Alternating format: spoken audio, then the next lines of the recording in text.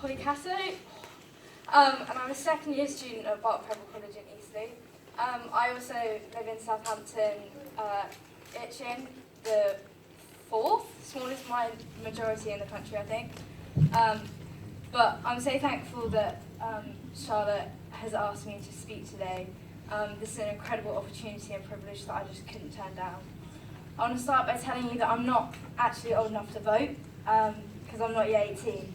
But please don't turn off or not listen because I'm young, but listen carefully, because I believe that mine and other young voices are some of the most important in this conversation to finding solutions to the climate emergency. We will be the ones that are most affected. I have been asked to speak because a few weeks ago I took part in a mass youth strike for climate. So I went up to London to strike because I wanted my voice to be heard loud and clear. Westminster must listen, or we will all face the consequences. It was my first ever protest, and it was incredible. There were 100,000 people outside Parliament that day, and I'm so proud to be one of them. Seeing Labour back this strike and Extinction Rebellion's actions is encouraging, but this has been... I lost my face, sorry. Seeing Labour back this strike and Extinction Rebellion's actions is encouraging, but this is not a partisan issue at all, but is often viewed as one. The planet's temperature is rising and already having catastrophic effects on our planet. This is a fact that you can see in the Americas this year alone, with the Amazon consumed with fire and Hurricane Dorian leaving 70,000 homeless. I'll be honest, I'm sorry to say this, but I've been so disappointed to be part of a party who I believe were not doing enough to achieve climate justice. I've been so disappointed in our whole country's efforts to fight for our planet. This is not only our home,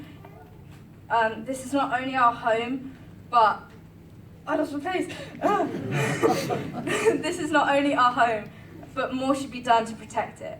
But with this new deal and everything that's been happening in Southampton that Chris and Alan have outlined already, I believe that this new deal and Labour are the way forward and are our new hope for our country's ecological state.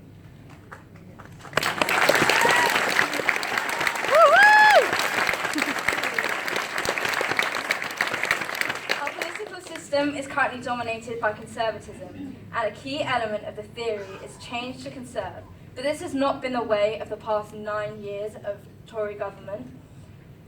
Edmund Burke is a key conservative theorist who said that we must leave a society for our children and all future generations. But through the conservative desire for profit, we have seen the rise of our seas, and we will soon have nothing left for our children except pollution.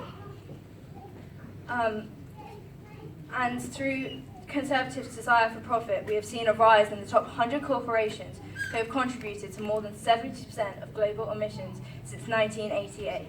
And the governments of the world have clearly not held them accountable for what the impact on our environment will be. This is why we need a Green New Deal. We need a policy that will see our economy grow, not through the growth of these huge corporations, but through the growth of green new jobs in our communities throughout the UK.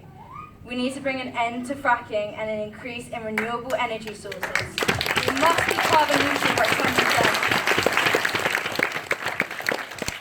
I'm not going to tell you more about the deal because that's why the professionals are here.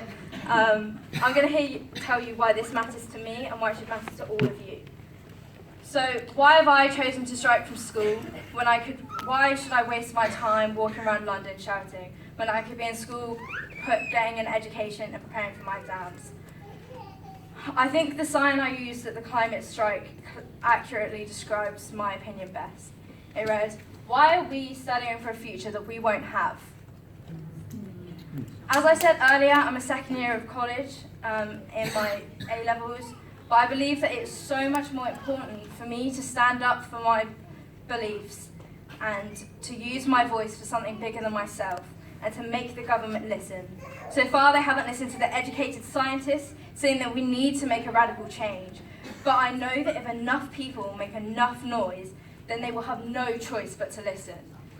But I know in March there was a mass strike and I did not see a change in government attitude. I'm sure there probably was one behind the scenes, but that wasn't enough. So the students have rised again, and we've raised our voices loud enough so that Parliament will have no choice but to act.